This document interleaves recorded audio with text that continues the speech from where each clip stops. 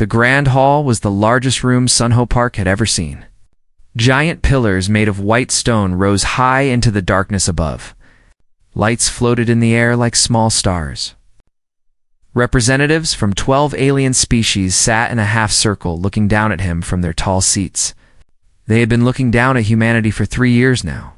Sunho stood straight in his dark blue uniform. Behind him stood his translator, Lieutenant Unikong, and 6 other members of the human diplomatic team. They had traveled for weeks to reach this place. They had prepared for months. They had hoped for years. Today was the day. The Galactic Council would give their final answer. High Chancellor Torium rose from his central seat.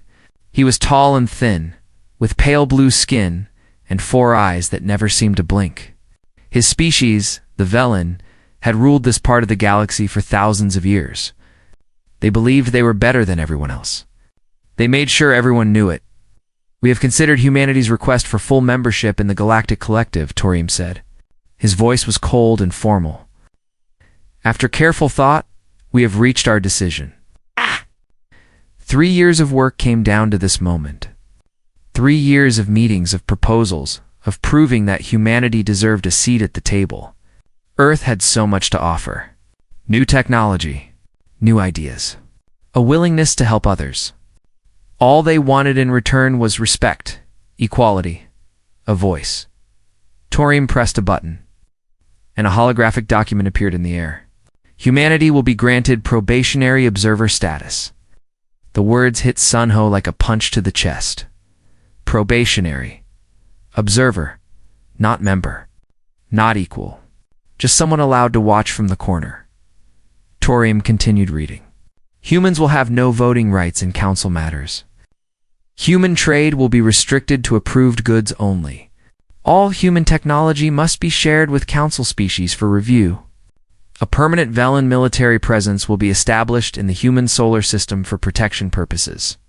Sunho heard Yuna take a sharp breath behind him. He understood her anger. Protection purposes. The council wanted to put warships around Earth. They wanted to watch humanity like a dangerous animal in a cage. These terms are generous, Torium said. Many species wait centuries before receiving such an offer. Humanity should feel honored. Honored. The word made Sunho want to laugh. Or scream. For 3 years, humanity had shown only friendship.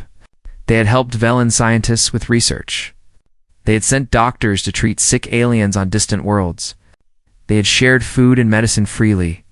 And this was the response. This insult wrapped in pretty words. The other council members watched with expressions of boredom or amusement. To them, this was just another young species learning its place. They expected Sunho to bow his head and accept. They expected him to be grateful for crumbs from their table. Sunho looked at the document floating in the air. He thought about his daughter back on Earth.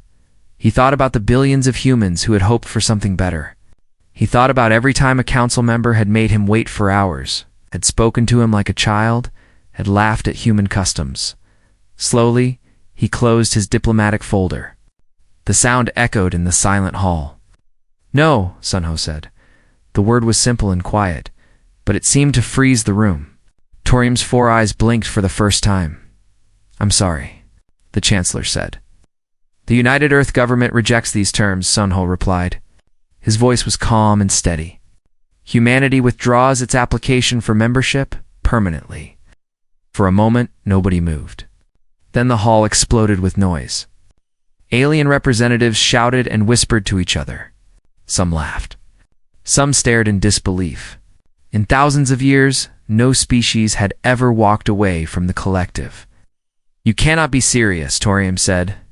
"Without the collective, you have nothing. No trade routes. No protection. No access to advanced technology. You will be alone in a dangerous galaxy." Sunho picked up his folder and turned toward the door. "We have been alone before. We survived. We grew. We reached the stars on our own. We will continue on our own. This is foolish." Another council member shouted, "You are throwing away your future." Yuna stepped forward to stand beside Sunho. With respect, she said, "A future on our knees is not a future worth having." The human delegation walked toward the exit. Their footsteps echoed on the stone floor. Behind them, the shouting continued, but Sunho did not look back. He had made his choice. Humanity had made its choice at the door. Torium's voice called out one final time. "You will regret this, Ambassador Park. Within one cycle, your people will come crawling back to us, begging for what we offered today. And when that happens, our terms will be far less generous." Sunho paused at the doorway. He turned his head slightly, not quite looking back. "Then I wish you a long and patient wait, Chancellor. Because humanity does not crawl, and we do not beg." He stepped through the door and was gone. In the hall behind him, Torium laughed. The other council members joined in. The sound was loud and confident. These humans were fools. They would learn. Everyone learned eventually, but deep in the corner, old Admiral Corys of the Velen military did not laugh. He had studied humans. He had read their history. He knew about their wars, their struggles, their impossible victories against terrible odds. He knew that when humans said something, they usually meant it. He watched the door close behind the human delegation. He felt something he had not felt in centuries. He felt afraid. Outside the hall, Yuna walked quickly to keep up with Sunho. "Sir, what happens now?" Sunho took a deep breath of the recycled station air. "Now we go home. We tell our people what happened. And we prepare? Prepare for what?" Sunho looked out a window at the stars. Somewhere out there was Earth. Somewhere out there was home. For whatever comes next. The Council thinks we need them. Soon they will learn the truth. What truth? Sunho smiled, but there was no happiness in it. That they needed us far more than we ever needed them. The human ships left that night. The galaxy barely noticed. It was a mistake they would soon regret. 3 months passed after the walkout. The galaxy moved on with its business. The council members told themselves that the humans would return soon. They were young and emotional. They would calm down and realize their mistake. Any day now, a human ship would appear, carrying apologies and requests for a second chance. But the apology never came. Instead, something else happened. Humanity began to leave. Admiral Taiho Shin stood on the bridge of his flagship, the Soul's Promise. Through the main window, he watched cargo ships loading the last equipment from Research Station Gamma 7. For 20 years, human scientists had worked here alongside aliens from 6 different species. They had made discoveries together. They had become friends. Now the humans were packing up and going home. Admiral, his communications officer, said, "We're receiving messages from the station. The Pelori scientists are asking us to stay. They say their research will fail without human help." Taiho closed his eyes for a moment. This was the hardest part. Not the leaving itself, but seeing the faces of those they left behind. "Send our regrets. Our orders are clear. All human personnel must return to Earth space." Across the galaxy, similar scenes played out. On 12 worlds, in 47 stations, humanity quietly said goodbye. On the agricultural planet of Praxis 7, Governor Myra stood in a dying field. The purple crops that had once grown tall and healthy were now yellow and thin. The human farming experts had left a week ago, taking their strange knowledge with them. "I don't understand," Mira said to her assistant. "We did everything they taught us. Why are the plants dying?" Her assistant shook his head. "The humans said the soil needs special treatment every season. We don't have the equipment they used. We don't know how to make it." Mira looked across her world. Millions of her people depended on these farms. The humans had come 5 years ago, when the Great Drought nearly destroyed everything. They had saved her world with their knowledge. They had asked for nothing in return, now they were gone. And she had no idea how to survive without them. On Station Nexus 12, the largest trade hub in the sector, Commerce Director Vel noticed the first signs of trouble. Human merchant ships had always been different from others. They traded fairly. They paid honest prices. They were willing to work with small species that the big powers ignored. Without humans, the Outer Rim traders had no one to sell to. The powerful Inner Council species took control of the markets. Prices for basic goods increased by 300% in 1 month. Vel watched a small trading ship from the outer rim turn away from the station. They could no longer afford the docking fees. "This is a disaster," he muttered to himself. His assistant was less worried. "The council will fix it. They always do." But Vel was not so sure. He had dealt with humans for many years. He knew that they had been the ones fixing most problems. The council just took the credit. The worst situation was on Velen Prime itself.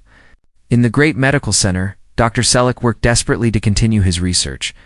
For 2 years, he had worked with a human scientist named Dr. Hannah Cho. Together, they had been studying the Velen plague, a disease that had killed millions over the centuries. Hannah was brilliant. More than that, she was kind. She had treated Selleck as an equal, not as a primitive native to be studied. She had shared her ideas freely. She had laughed at his jokes. She had become his friend. And she had been 6 months away from finding a cure. When the order came for all humans to leave, Selleck had begged her to stay. He had promised to protect her. He had offered to speak to the council himself. Hannah had shaken her head sadly. She had packed her research into secure cases. She had said goodbye to every member of the team, even the ones who had treated her badly. At the door, she had turned back one last time. "I'm sorry, Selleck, I wanted to finish this. I wanted to save your people. Then stay," he had pleaded. "Can't. Your council made this choice, not us." She had paused, her eyes wet with tears. "Take care of yourself, my friend. I hope we meet again someday." Then she was gone, and Selleck was alone with a half-finished cure and millions of dying patients. On Earth, President Doan Yu addressed the United Nations. The Great Hall was full. Every nation had sent its leaders to hear his words. Billions more watched on screens across the planet. "My fellow humans," he said, 3 months ago, we offered friendship to the galaxy. We offered trade, cooperation, and peace. In return, we were offered chains. We were offered a future as servants and prisoners in our own home." He paused, letting the words sink in. "We said no. Some called it foolish. Some called it pride. But I call it dignity. I call it self-respect. I call it the right of every human being to stand tall and free." The audience began to applaud. The sound grew louder and louder. "Today, I announce the isolation protocol. Our borders are closed. No alien ship will enter our space. No human ship will leave. We will build our own future, alone if we must. And when the galaxy learns to treat us as equals, we will be ready to talk again." Far from Earth, Admiral Taiho Shin received the broadcast on his ship. His fleet was crossing the final border into human space. Behind them, the galaxy continued on without them. Or so it thought. Taiho looked at the star map on his screen. The human territory was small compared to the vast collective, but it was theirs. It was home. And now, it was closed to everyone else. "Set course for Earth," he ordered. "Maximum speed." Ships jumped into faster-than-light travel and disappeared. Behind them, the darkness of space was quiet and cold. In that darkness, things were already beginning to change. Problems that had been small were growing larger. Cracks that had been invisible were starting to spread. And somewhere in the void between stars, something old and terrible was waking up. The galaxy did not notice. It was too busy laughing at the foolish humans. It would not be laughing for long. 1 year after the walkout, Intelligence Chief Mingi Song stood before Earth's Security Council. The room was dark, except for the holographic display that floated above the central table. On it, the galaxy burned. "The situation is worse than we expected," Minji said. Her voice was calm, but her eyes showed concern. "The collective is falling apart." She pressed a button, and the display changed to show a planet covered in brown and yellow. Praxis 7. The agricultural world. 3 harvests have failed. 40 million Kalari are starving. They have asked the council for help, but the council is too busy with other problems. Another button. Another dying world. The Velen plague has spread to 4 new systems. Without Dr. Hannah Cho's research, their doctors cannot stop it. Estimated deaths so far, 200 million. Expected deaths in the next year, 1 billion. The council members sat in heavy silence. These were terrible numbers. These were lives that could have been saved. President Dewanyu spoke first. And the political situation? Minji brought up a map showing the Outer Rim territories. Red markers covered dozens of systems. The Outer Rim has begun a full rebellion. For centuries, they were exploited by the Inner Council species. We were their voice, their protector, their only friend in the collective. Without us, they decided to fight. Are they winning? Another council member asked. Minji shook her head. No. The Inner Council has larger fleets and better weapons. The rebellion will be crushed within months. After that? She didn't finish the sentence. Everyone knew what would happen after that. Punishment, slavery, death. But the worst news was still to come. Minji pressed another button. And the display showed an area of space that was completely black. No stars, no planets. Just emptiness. This is the Void region. 800 years ago, the collective fought a war against a species called the Sherricks. The Sherricks were predators. They did not want trade or peace. They wanted to feed. She brought up old images. Ships torn apart. Planets burned to ash. Bodies floating in space. The war lasted 50 years. Trillions died. The collective barely won. The surviving Sherricks retreated into the void, and everyone hoped they would never return. They have returned. The room erupted in questions and shouts.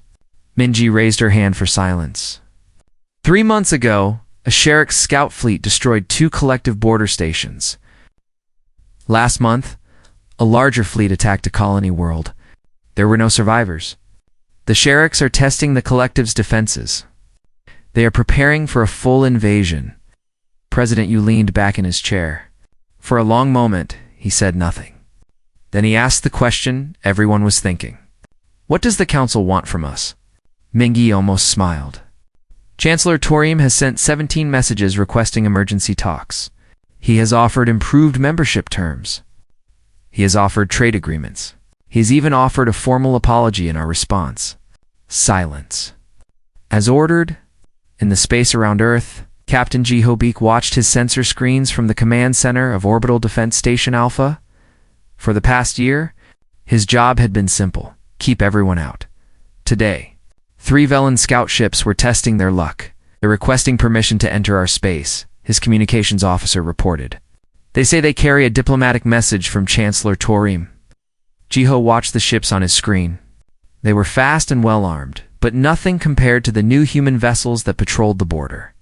In 1 year of isolation, human technology had advanced faster than anyone expected. Freed from the requirement to share their discoveries, human scientists had made breakthroughs that would have taken decades under normal conditions. Permission denied, Jiho said. Send them our standard message. Human space is closed. Turn around or be turned around. The Velen ships did not turn around. Instead, they tried to slip past the defense grid, probably thinking they could outrun the patrol ships. They were wrong. 2 human cruisers appeared out of nowhere, their engines burning bright. They moved faster than anything the Velen had ever seen. Within seconds, they had surrounded the scout ships. This is Captain Jihobeek of the Earth Defense Force, Jiho said over the open channel. You have violated human space. Turn around immediately, or we will open fire. There was a long pause. Then the Velen ships slowly turned and retreated at maximum speed. Jiho watched them go with a small smile. They're scared, he told his crew. Good, let them report back to their chancellor. Let them tell him what they saw. Far away on Velen Prime, Chancellor Torium received the report from his scouts. He read it 3 times, unable to believe what he was seeing. Human ships that could appear from nowhere. Human weapons that could track targets through any shield. Human technology that seemed to have jumped forward by centuries in just 1 year. How is this possible? He demanded. Admiral Corys stood before him, his face grave. We always knew humans advance quickly. We thought that by restricting their access to our technology, we could slow them down. We were wrong. They didn't need our technology. They only needed motivation. Torium slammed his fist on the table. Then we must demand their return. The Sherricks are coming. We need their help. We cannot demand anything, Corys replied. We cannot even reach them. Their defense grid is beyond anything we have. If they do not choose to help us, we cannot force them. For the first time in his long life, Torium felt true fear. He had laughed when the humans left. He had been certain they would come crawling back. Instead, they had built a fortress. They had made themselves strong, and they had left the rest of the galaxy to burn. What do we do? Torium whispered. Koris had no answer. On Earth, Minji Song finished her briefing. President Yu stood and walked to the window. Outside, the sun was setting over a peaceful city. Children played in parks. People walked home from work. Life continued normally. They will come begging soon, you said quietly. When they do, what should we say? Mingi joined him at the window. That depends on what kind of people we want to be. You nodded slowly. Yes, I suppose it does. The sun sank below the horizon, and darkness spread across the sky. But on Earth, the lights came on, bright and warm. Humanity was safe. Humanity was strong. The question was, would humanity also be kind? 18 months after the walkout, Ambassador Narium stepped onto an abandoned space station in the empty zone between human space and the collective. The station was old and dark. Dust covered every surface. The only lights came from portable generators that both sides had brought for this meeting. Behind Nari stood Admiral Taiho Shin and 20 of Earth's best soldiers. They wore new armor that seemed to absorb the light around it. Their weapons were sleek and deadly. They stood in perfect formation, silent and still. On the other side of the room, a much larger group waited. Chancellor Torium had come in person, along with representatives from 30 different species. Their guards numbered over 100, but they looked nervous. They had seen the human ships outside. They knew what those ships could do. For a long moment, nobody spoke. The two groups simply looked at each other across the dusty floor. So much had changed since the last time humans and aliens had met face to face. Then, Chancellor Torium did something that shocked everyone in the room. He walked forward, away from his guards, and he bowed. It was not a small bow. It was a deep, full bow, the kind that Velen only gave to those they considered their superiors. In thousands of years of collective history, no Velen Chancellor had ever bowed to another species. Ambassador M. Torium said, his voice rough with emotion, on behalf of the Galactic Council, I offer our deepest apology. We were wrong. We were foolish. We were blind. Nari's face showed no emotion. She had practiced for this moment many times. She knew that showing weakness now could cost humanity everything. Words are easy, Chancellor. Your council spoke many words to us before. They meant nothing. Torium nodded, accepting the criticism. You're right. We treated humanity with disrespect. We offered you chains when we should have offered friendship. We laughed when you left. We thought you would fail. He paused, and when he spoke again, his voice was barely a whisper. We were wrong about everything. Small figure pushed through the crowd of aliens.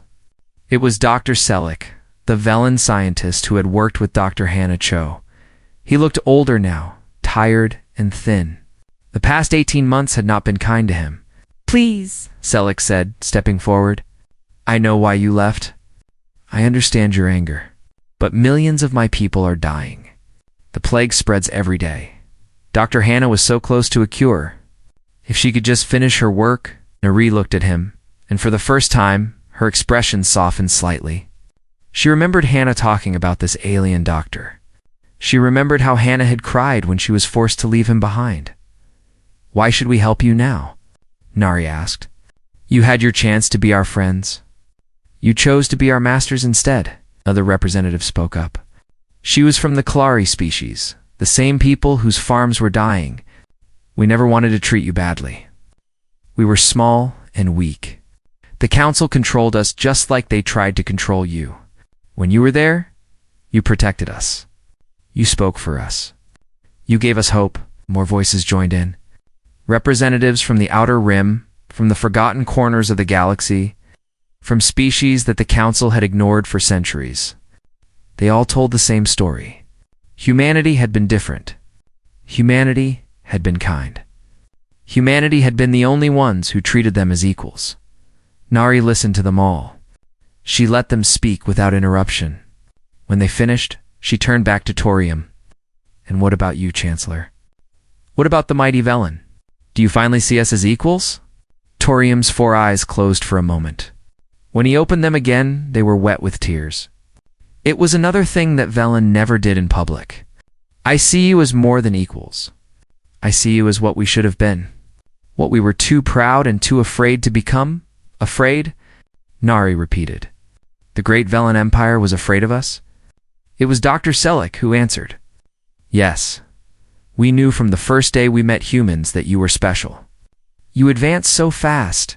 You solved problems that had defeated us for centuries. You looked at the universe with fresh eyes and saw possibilities we had forgotten existed."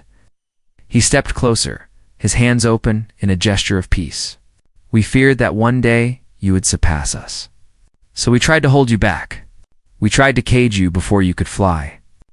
It was the greatest mistake in our history." Nari looked at him for a long moment. Then she looked at Tareem, at the other council members, at the 100 guards who stood ready to defend masters they no longer believed in.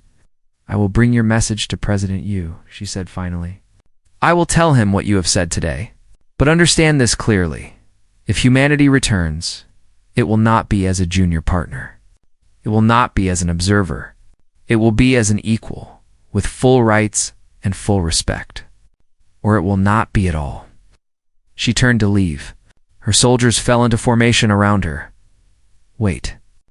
Tareem called out, desperation breaking through his formal tone. "The Sherrick's fleet is 3 months from our core worlds. They have already destroyed 17 colonies. Millions have died. Millions more will die, please. We need your help."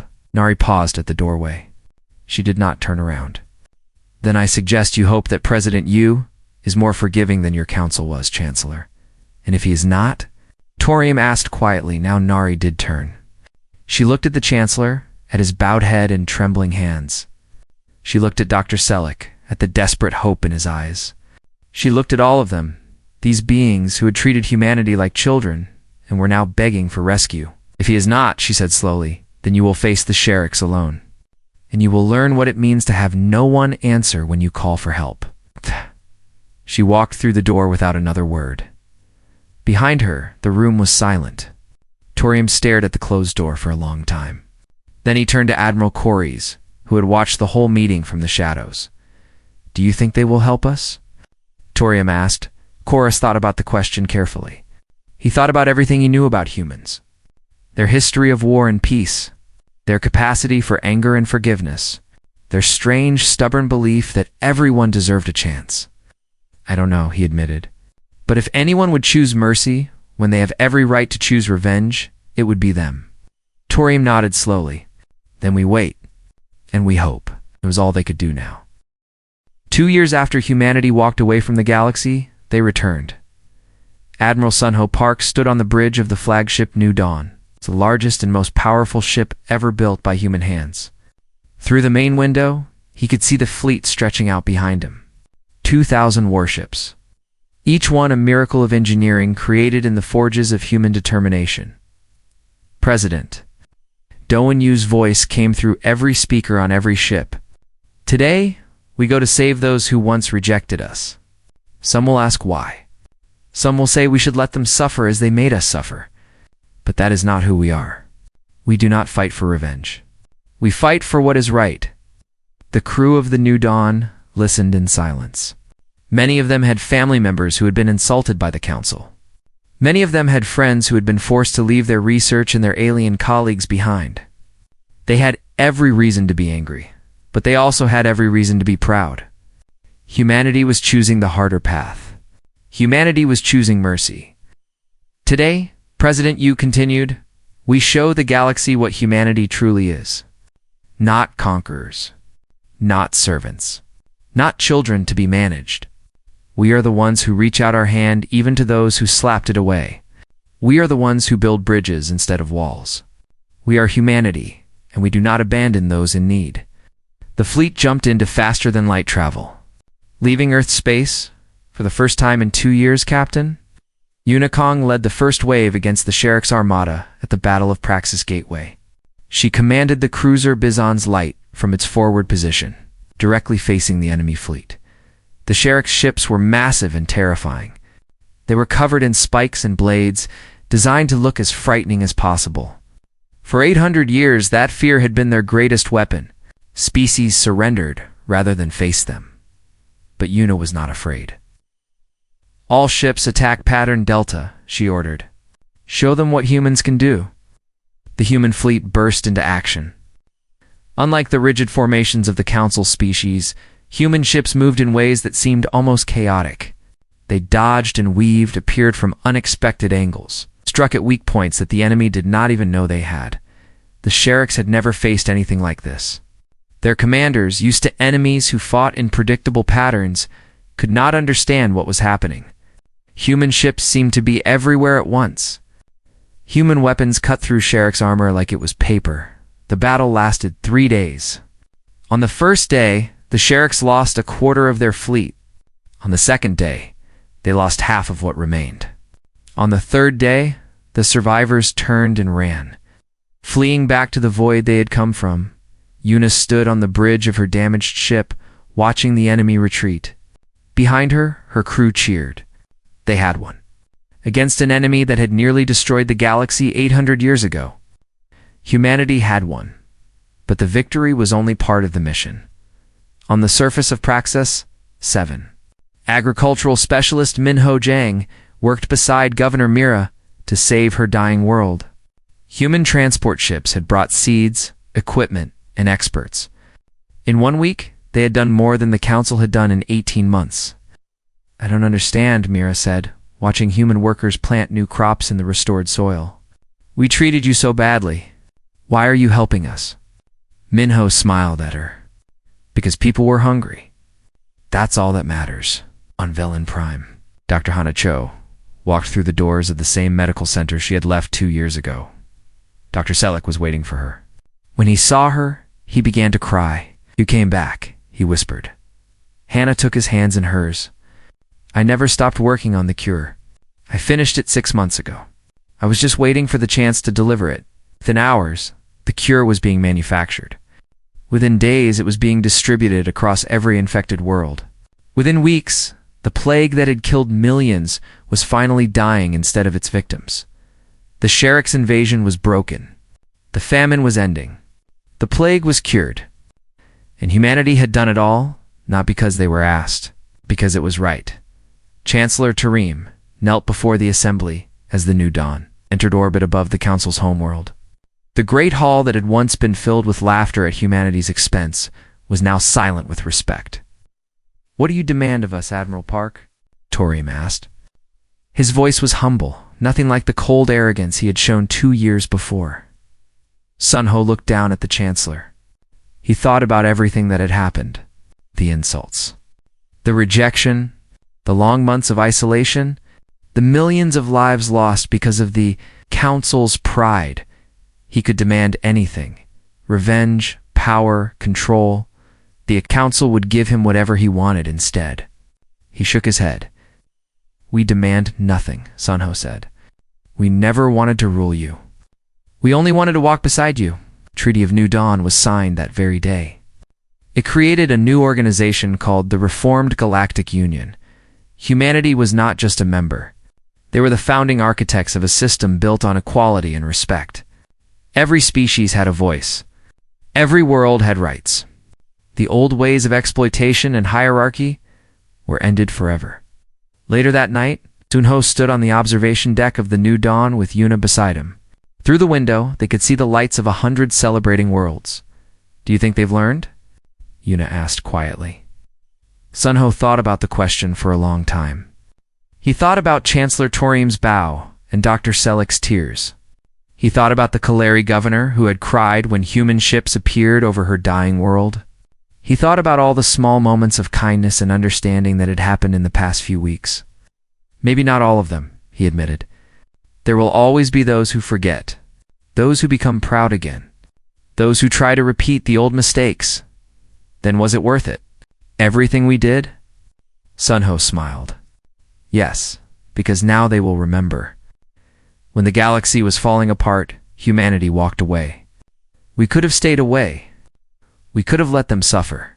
But we chose to come back. We chose to save them. That's the lesson they will carry with them forever. Ow, what lesson? That power isn't just about strength. It's about knowing when to use it and when to hold back. It's about choosing mercy when revenge would be easier. It's about being the best version of yourself, even when no one would blame you for being the worst.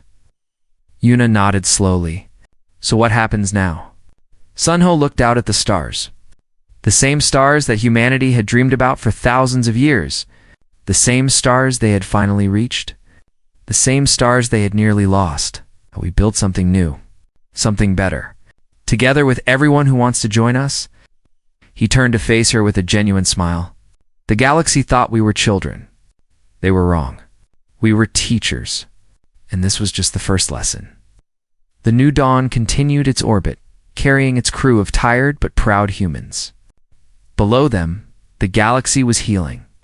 Above them, the stars shone bright, and somewhere among those stars, humanity's future was waiting to be written.